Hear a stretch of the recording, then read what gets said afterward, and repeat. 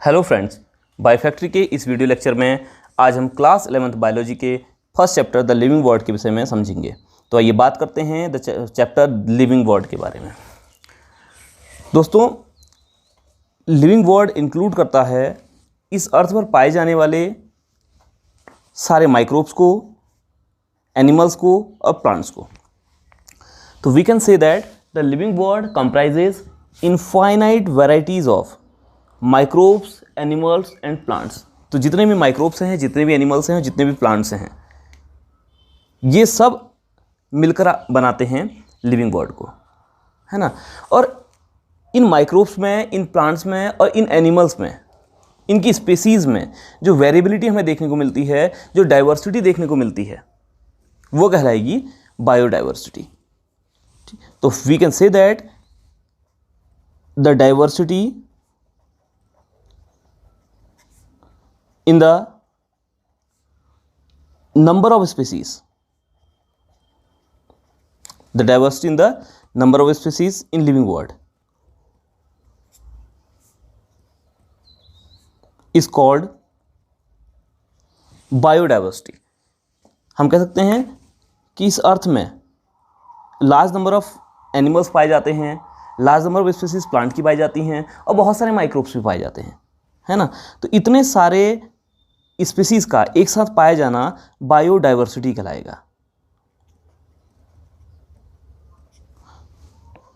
तो biodiversity means diversity of life forms, ठीक है। लाइफ फॉर्म्स में जो डाइवर्सिटी देखने को मिलेगी उसे ही हम बायोडाइवर्सिटी कहेंगे।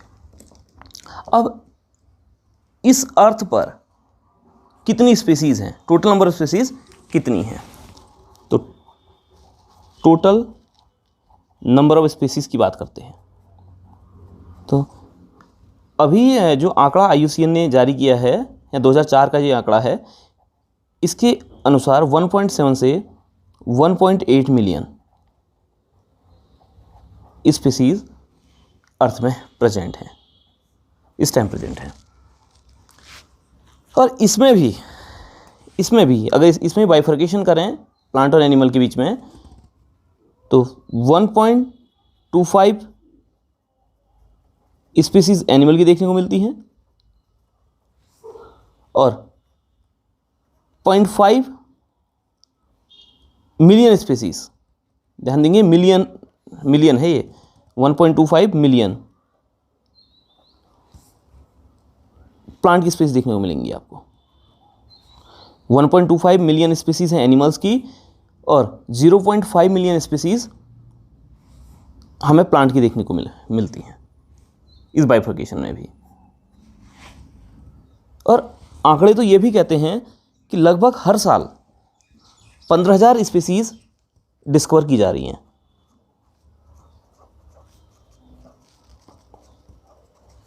पर ईयर डिस्कवरी रेट है ये, ठीक है। जो नई स्पीसीज डिस्कवर की जा रही हैं, लगभग 15,000 स्पीसीज हर साल, 15,000 species every year is to be discovered. और इन्हीं आंकड़ों के अनुसार यह संभावना जताई गई है, यह माना गया है कि इस अर्थ में जो एस्टिमेटेड स्पीसीज हैं वो 5 मिलियन से लेकर 30 मिलियन तक हो सकती हैं।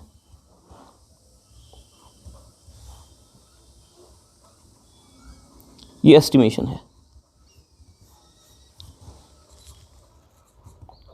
5 मिलियन से लेकर 30 मिलियन तक स्पीसीज हो सकती हैं इस अर्थ में। ये एस्टिमेट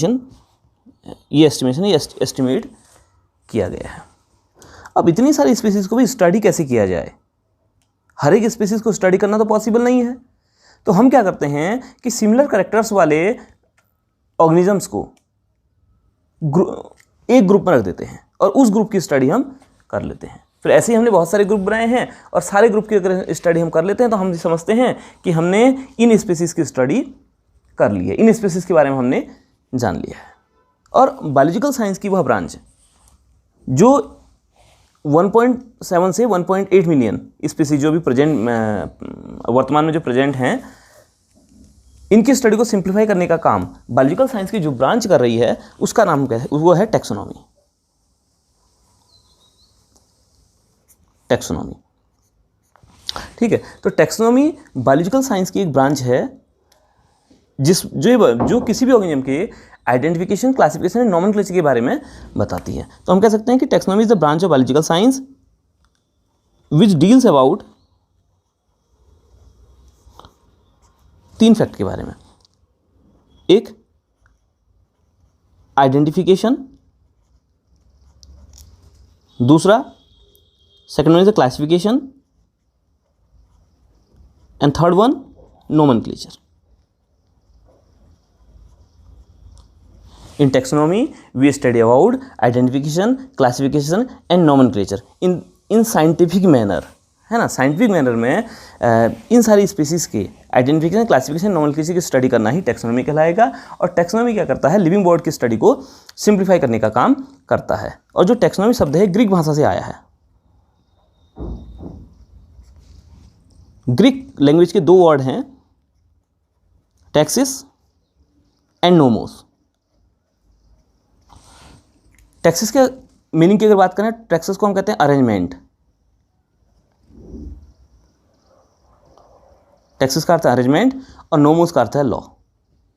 तो taxonomy means the law of arrangement, है ना। एक ऐसा लॉ जो ऑर्गेनिज्म के अरेंजमेंट की बात करता है, जो उसकी स्टडी को सिंप्लीफाई करने की बात करता है ना। और सिंप्लीफाई कैसे किया जाएगा, किसी भी ऑर्गेनिज्म को आइडेंटिफाई करके कि भाई ये ऑर्गेनिज्म कौन सा है, किस ग्रुप का ऑर्गेनिज्म है, उसको क्लासीफाई करके उसके, है ना, उसकी डिफरेंट जो टैक्सोनॉमिक कैटेगरी है उसमें क्लासीफाई करके और उसको नाम प्रोवाइड करके। भाई जब तक हमें नाम पता नहीं होगा तब तक हम किसी स्पीसीज के बारे में कैसे जानेंगे, कैसे उसकी बात कर पाएंगे। तो आइडेंटिफिकेशन, क्लासिफिकेशन, नोमेनक्लेचर बहुत ज़्यादा ज़रूरी है लिविंग वर्ड को समझने के लिए, लिविंग वर्ड में जितनी भी स्पीसीज हैं उनको ईजिली अंडरस्टैंड करने के लिए। ये जो शब्द है टैक्सोनॉमी, ये एक साइंटिस्ट थे, एक नेचुरलिस्ट थे, APD कैंडोले, इन्होंने दिया है। तो इस शब्द के जो प्रतिपादक हैं, जिन्होंने शब्द दिया है, वो कौन है, APD कैंडोले। तो याद रखिएगा, इंपॉर्टेंट टर्म है, इंपॉर्टेंट कॉन्सेप्ट है। और कई बार हम टैक्सोनॉमी को सिस्टमैटिक्स के नाम से भी पढ़ते हैं, सुनते हैं। तो टैक्सोनॉमी और सिस्टमैटिक्स दोनों लगभग एक ही चीज़ हैं, जिसमें हम किसी भी ऑर्गेनिज्म के आइडेंटिफिकेशन, क्लासिफिकेशन, नोमेनक्लेचर की बात करते हैं। बस अंतर थोड़ा सा अगर है तो बस अंतर इतना सा है कि टैक्सोनॉमी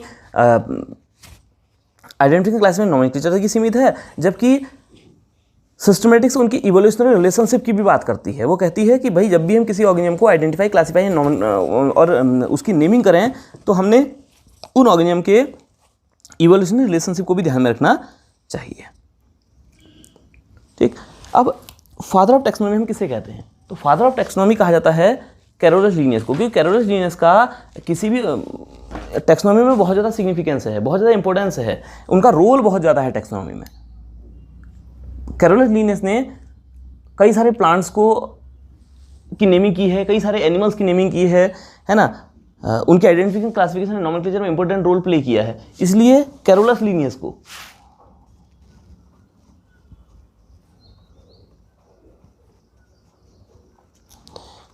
हम फादर ऑफ टैक्सोनॉमी के नाम से जानते हैं।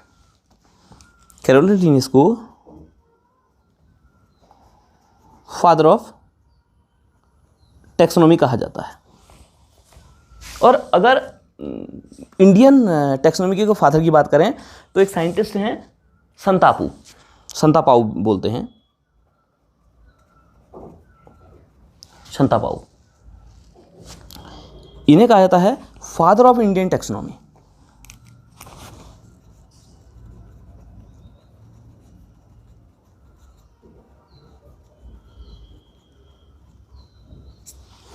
क्या संतापाउ है ये? एच संतापाउ को फादर ऑफ इंडियन टैक्सोनॉमी के नाम से जाना जाता है। तो टैक्सोनॉमी बायोलॉजिकल साइंस की वो ब्रांच है जिसमें हम किसी भी ऑर्गेनिज्म के क्लासिफिकेशन, आइडेंटिफिकेशन एंड नोमेनक्लेचर की बात करते हैं। तो आइए समझते हैं ये आइडेंटिफिकेशन, क्लासिफिकेशन एंड नोमेनक्लेचर है क्या चीज़। इनको थोड़ा सा डिटेल में समझते हैं। हालांकि इन सारे टॉपिक पर मैं अलग अलग वीडियो बनाऊंगा जिसमें आप उसे आसानी से समझ पाएंगे। तो मैंने कहा कि टैक्सोनॉमी के जो बेस हैं वो 3 बेस हैं। सबसे पहला जो बेस है that is the identification. Identification का मीनिंग है, आइडेंटिफिकेशन का अर्थ है किसी भी ऑर्गेनिज्म के नेम और उसकी एग्जैक्ट प्लेस एंड पोजीशन के बारे में जानकारी प्राप्त करना, है ना। तो हम कह सकते हैं finding the correct name and place of organism in the system of classification. To find the correct name comma place and position of any organism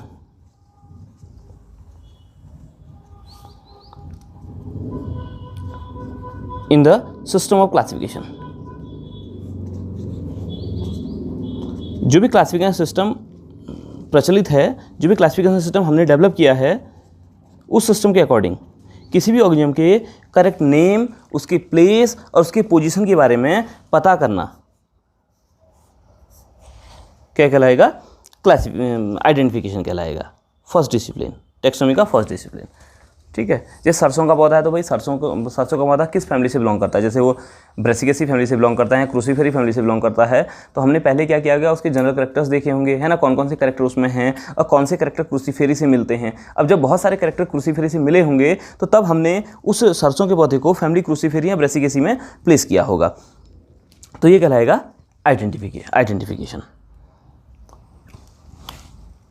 इसी टैक्सोनॉमी का दूसरा डिसिप्लिन है क्लासिफिकेशन। दूसरे डिसिप्लिन की अगर बात करें तो the second discipline is the classification.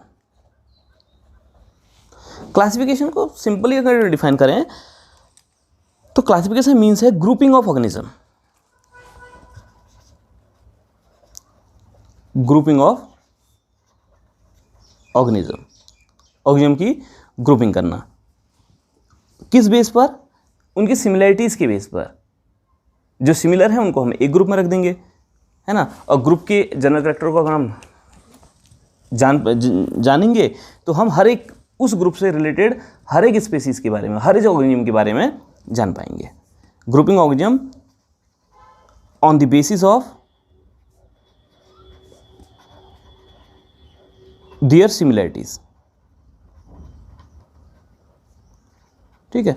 Similarities के बेस पर ऑर्गेनिज्म की ग्रुपिंग करना, डिफरेंट ग्रुप्स में उनको रखना क्लासिफिकेशन कहलाता है। जैसे हम जितने भी मेढक वगैरह वाली स्पीसीज हैं उनको हम एम्फीबिया कहते हैं। जितने भी रेंगने वाले हैं जैसे लिजर्ड है, स्नेक्स हैं या क्रोकोडाइल है, इन सबको हमने रेप्टाइल्स में रखा है। उड़ने वाले जितने भी फ्लाइंग हैं, चमगादड़ों को छोड़कर, ठीक है, चमगादड़ों को नहीं इंक्लूड करते हैं, जितने भी फ्लाइंग हैं उनको हम बर्ड्स, जितनी भी मतलब बर्ड्स हैं, हालांकि कई सारी बर्ड्स फ्लाई नहीं भी करती हैं, उन्हें हम एप्स में रखते हैं। और जितने ऑर्गेनिज्म में भी स्तन ग्रंथियाँ हैं, मेमोरी ग्लैंड्स हैं, उन सबको हम मैमलिया के अंदर, क्लास मैमलिया के अंदर इंक्लूड करते हैं। तो ये जो ग्रुपिंग की गई है ऑर्गेनिज्म की, ये सिमिलैरिटीज़ के बेस पर ही की गई है। कुछ ना कुछ सिमिलैरिटीज़ होंगी तभी ऑर्गेनिज्म को एक ग्रुप में रखा गया होगा।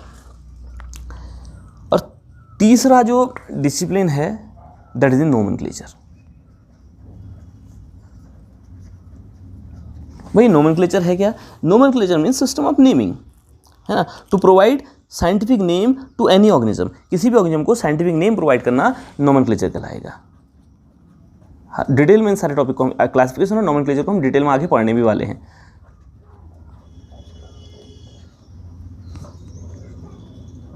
To provide scientific name to any organism, है ना। किसी भी ऑर्गेनिज्म को साइंटिफिक नेम प्रोवाइड करना नोमेनक्लेचर कहलाता है। तो टैक्सोनॉमी के जो 3 ब्रांचेस थी,